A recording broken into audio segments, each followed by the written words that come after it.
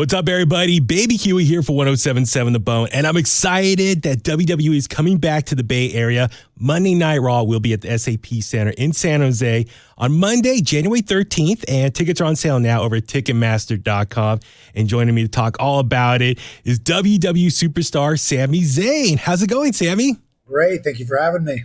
Dude, I am so excited to talk to you. I feel like this is like over a year and a half in the making. So I was in LA last year for WrestleMania. I was doing the whole media junket, press junket. You were doing the rounds and stuff, and you were like so close to coming to me, but your time was up and you walked away. And I was like, oh, there's so much I wanted to talk about with you, like music and whatnot. So I'm super excited for you making the time. So thank you again for being here.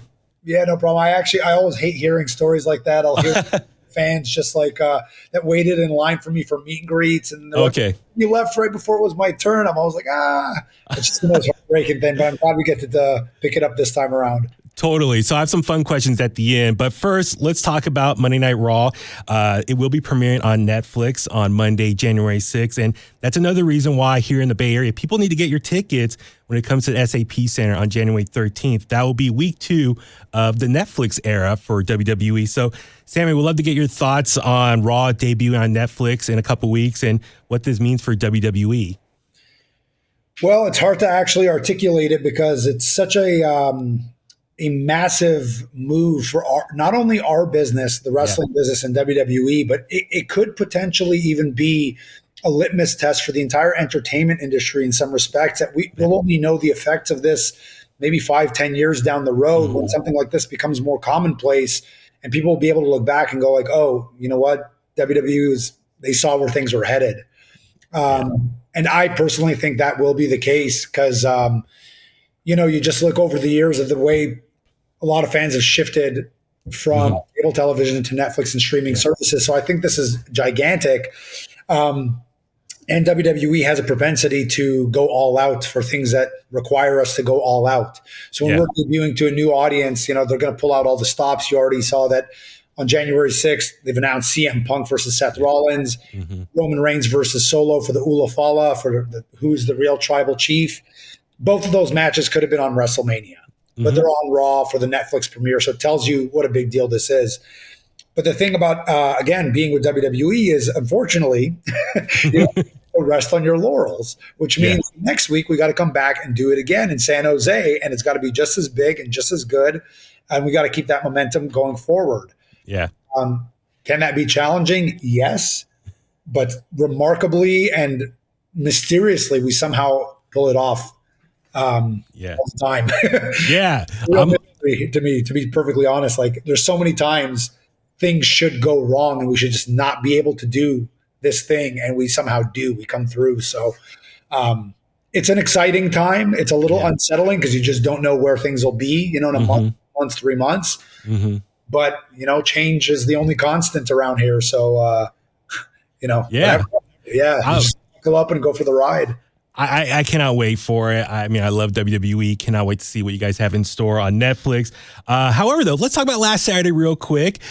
We saw you face against Drew McIntyre on the return episode of WWE's Saturday Night's Main Event. It was on NBC and Peacock. I love the entire presentation, the throwback, using the original theme song, Obsession by Animotion, the narrow walkway, just everything, the red, white, and blue ropes, even Cody with the Wing Eagle title. So I would just love for you, what was it meant for you to be back on this return episode of Saturday Night's Main Event? It was super cool just because being a kid like that, I remember that vividly. So it's always a little bit of a trip just being a grown up and doing the thing that you liked and watched as a kid. That's enough of a trip on its own. But then it's kind of heightened when you go like retro and nostalgia and the set is set up and the details, these little details like you're talking about, which go such a long way, the narrow entrance, the theme song, the presentation mimics exactly what you remembered growing up on. It really kind of puts it in perspective of like, wow, this is so full circle for me, Yeah. So it amplified that for me. Totally. It was incredible. And however, in the main event, we saw Cody defend the title against Kevin Owens In the buildup, though, Michael Cole had the interview with Kevin in his car, and he did reference you. He said, while I'm focusing on Cody, I'm mad that he helped Roman Reigns at Bad Blood. Sami Zayn, I will address that at another time. So just would you like to comment on Kevin Owens? We saw you reunite with the Bloodline. Kevin Owens says he will address that at a later time. So, yeah, comment on Kevin Owens calling you out. I don't really know what to say there. Because nothing, it's one of the rare times where Kevin and I kind of went our separate ways and nothing really terrible happened. I just stayed on Raw and he went to SmackDown and we were tag team champions. We lost the titles. We went separate ways. Nothing really, nobody turned on the other. No hurt feelings as far as I know. And then, I have no reason to, I don't really know. I don't know what he's thinking. I don't really have time to stop and think about what he's thinking. I see some of his actions. Do I agree with all of them? No. I understand most of them. I don't necessarily agree with all of it. But there's also, here's the thing. I think the way it affects Kevin to see, let's say, Cody teaming with Roman, I don't know if it affects him the same way when he sees me teaming with Roman. I don't know that. Maybe it's worse. Maybe it's better. But those are two very different relationships. My relationship with Kevin, as is pretty well documented now, we go back 20 years. We started in the game together. It's always going to be a little different. It hit a little different when it's someone you grew up with like that. So I don't know. I don't really care to speculate right now because I've just got too much on my plate between Bloodline business and Drew McIntyre and Seth and CM Punk, all this going on Raw. It's like just trying to keep your head in the game, So much like Kevin, I suppose when we cross paths, we'll have to deal with it when we get there. But, I don't really know that I did anything to him. Yeah. So we'll just have to see how it goes. Yeah, I cannot wait to see how that plays out down the road.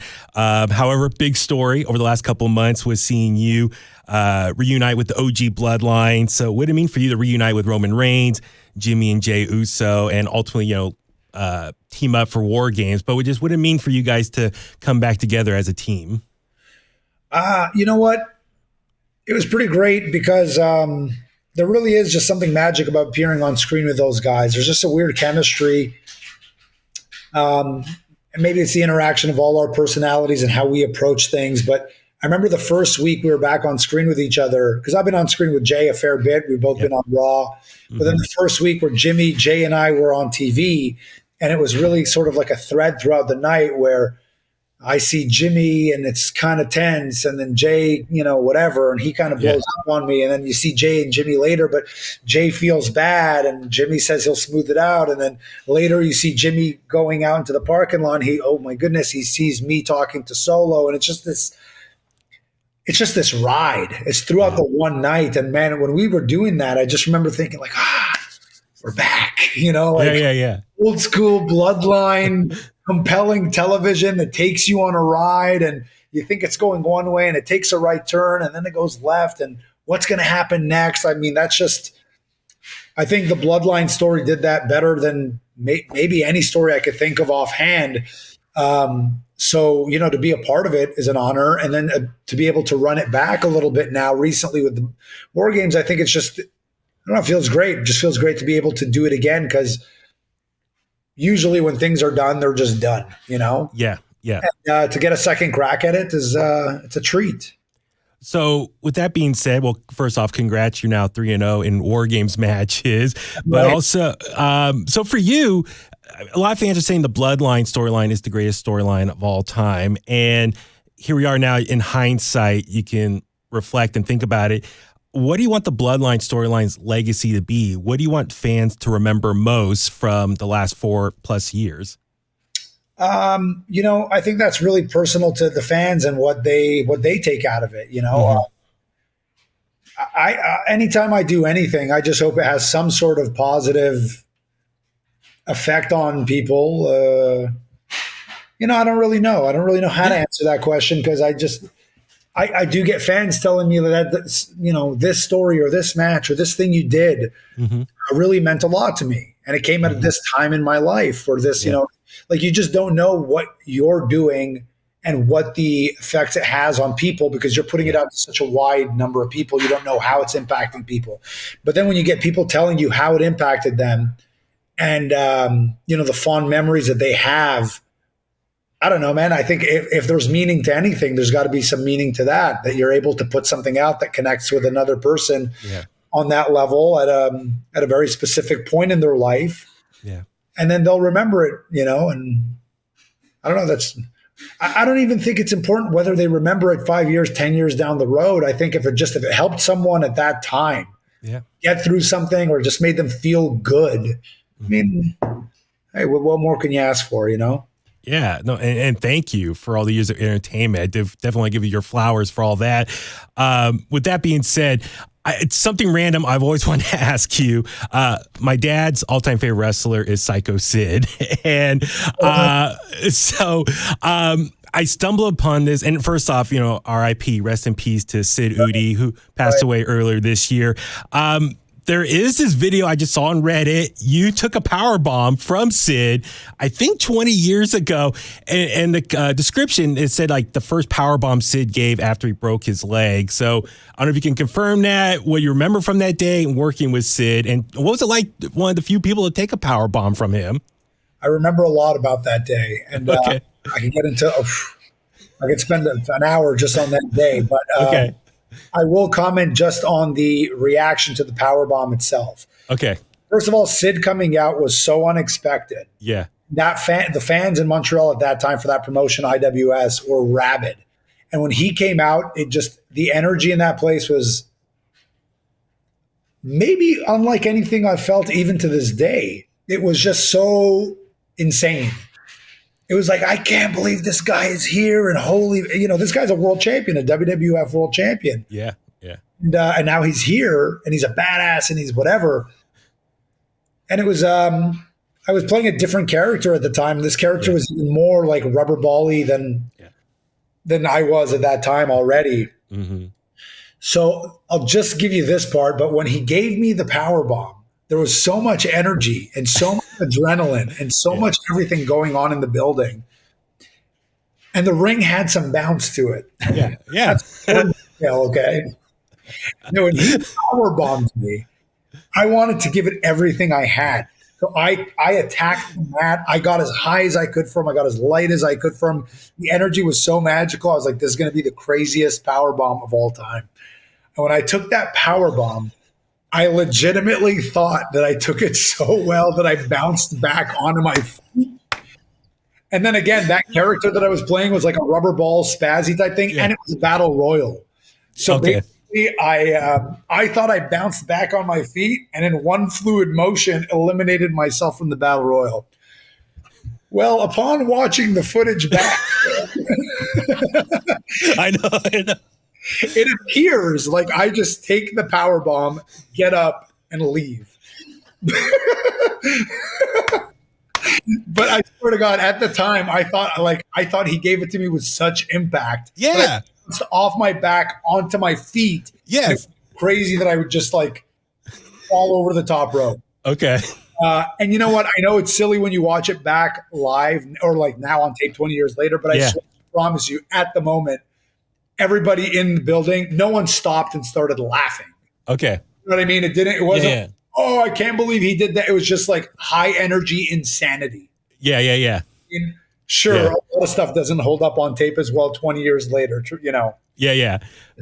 But honestly, that was, it was one night 20 years ago, and I remember it very, very well. And actually, Kevin and I have talked about that many, many times. Okay. Awesome. It was a really, really crazy energy, and I'm very grateful. Again, I've had an amazing career, and I've been very lucky to be in the ring for some amazing moments. And actually, that's up there, okay. I'm not going to rank it and put it in the top 10. Yeah. I stop and go year by year. I'm like, oh man, I remember when I got to do that. Like that's a little treat, And it is pretty cool. 20 years later, you have no idea. Like the internet wasn't what it was. Yeah. In 2004 as it was in 2024. You have no idea that people are going to be watching it 20 years later. It's going to be going viral or whatever. Yeah. You have no idea when you're in it, in the moment. Awesome. It's pretty cool that people are getting to see it now 20 years later. Awesome. Thank you. Can't wait to show my dad your answer. I know we're running out of time. It's a busy media day for you. I do want to ask one last thing. Music wise, if you couldn't tell already, I'm wearing my Green Day shirt. I'm from the Bay Area. I obviously love the Bay Area punk scene and its history, Gilman, Lookout Records, all that stuff. I've seen you wear Operation Ivy shirt many times before. So I just want to ask, is Operation Ivy your all-time favorite band? I don't know if I would put them as my all-time favorite band, but I do think they probably made the all-time greatest punk record of all time. They got a lot of competition there. I don't say that too flippantly, but I think that record it holds up. It's unbelievable. The lyrics hold up. The performance is mind-blowing. I mean, you listen to it and think that these were 17-year-old kids doing it. I read the lyric sheet and I'm like, this guy wrote this at 17. I've met Tim a handful of times, and I've met Matt Freeman a couple of times, and I've actually sat down and had lunch with Jesse Michaels a couple of times. So, and he's a great guy. One of the coolest things is we were talking about Operation Ivy, and he said, he's like, I read all those lyrics back and I still agree with them all. And I was like, man, that's the coolest thing in the world. You know what I mean? So punk rock right there. It's like, I still agree with those lyrics. Like because we just said a minute ago when we were talking about the thing with Sid, like a lot of stuff you do when you're 17 or 18, which is I think how old I was when I took that Powerbomb. Yeah. 18, like a lot of stuff you just look back at and you're like, ooh, teenager, and I was going through whatever, and like, ooh, I remember that. But some stuff you're able to look back on with pride and be like, you know what? I had a head on my shoulders back then too. Yeah. Because those lyrics are very poignant, and they do resonate if you read them back or listen to those records back now. So I don't know. I just thought that was the coolest thing in the world. Did you see the reunion with Jesse and Tim down in Southern California with the Interrupters as the backing band? It was like a video on YouTube and stuff. Yeah, for sure. Super cool. And I'm sure those guys get asked about Operation Ivy reunions all the time, but I also understand look, it existed in that window at that time, and just appreciate it for what it was. Because if they did it now, it would be great, but it's just not the same. Yeah. They're 50, they're not 17, and it's a different world. And you just have to it's very hard to do that, but you have to just kind of understand the context and the time and the place that these things happened in, and try to appreciate them for that. And that's true whether you're talking about Operation Ivy or the Beatles or any of this stuff, or Jimi Hendrix or anything. It's like it existed at that time. It's a product of that time and place. Yes. And that's what made it so magical. Yeah. Oh, man. I can't wait. I mean, first off, I'm going to see Matt Freeman this Saturday. He's playing an event that I'm going to be going to. He's performing. And also Lars from Rancid will be there as well. So can't wait to tell. Actually. Yeah. I know. Yeah. Lars locally here in the Bay Area will go to indie shows, and he'll sit next to me, and we're like geeking out, talking wrestling. Like, I don't even bring up music. We just talk wrestling. He's a wrestling diehard. There's no question. Absolutely. Love Lars. So yeah, shout out to both of them. I'll see them both this weekend. So Sami, listen, I know busy day. Thank you so much for the time. So encourage everyone, get your, what's that? What is the event? Oh, okay. Phil Demmel used to be in Violence and Machine Head. He's with Kerry King Band right now from Slayer. So he has a covers band with his buddies from high school called the Merkins. And they have a holiday show, Christmas show every year. And Phil has all his rock star buddies show up. And Lars and Matt are some of the guest performance there. Oh, so awesome. They do a bunch of classic rock covers. So I'll post some on my wish I was coming to the Bay Area now in January, but that's all good. It's incredible. So I'll post videos on my Instagram at BabyHuey83. You can see a lot of the videos there. So last year they did Ramones. One year they did Motorhead. It's incredible. It's going to be so much fun. So, Sami, I hope, one day we can continue this conversation in person. Thank you so much for the time. So Raw, SAP Center in San Jose, January 13th. Ticketmaster.com for tickets. Raw coming to Netflix on January 6th. And I do want to shout out WrestleMania 41. We'll be at Allegiant Stadium in Las Vegas, April 19th and 20th. A lot of people from Northern California, the Bay Area, will make that trip down there. So Ticketmaster.com for that as well. Sami, Thank you so much. I could talk all day with you. Music, wrestling, all that good stuff. Thank you again. Buddy, thanks a lot for having me. Awesome. Talk to you soon. Thank you. Bye-bye. Bye.